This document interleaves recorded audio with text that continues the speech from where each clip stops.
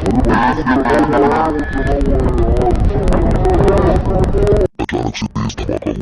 35 से 40 गाड़ियां भभकने लगी। लोग आंखों के सामने जिंदा जल रहे थे।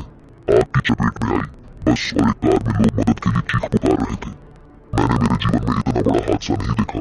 जयपुर में शुक्रवार सुबह अजमेर हाईवे पर दिल्ली पब्लिक स्कूल के सामने एलपीजी गैस से भरे टैंकर में धमाके में 9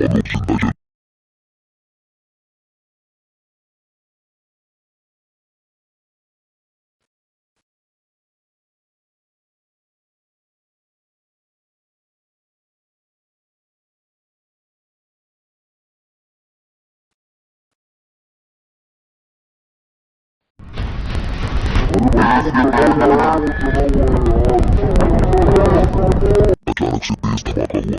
35 से 40 गाड़ियां भभकने लगी। लोग आंखों के सामने जिंदा जल रहे थे। आग की चपेट में आई बस और एक कार में लोग मदद के लिए चीख पुकार रहे थे। मैंने मेरे जीवन में इतना बड़ा हादसा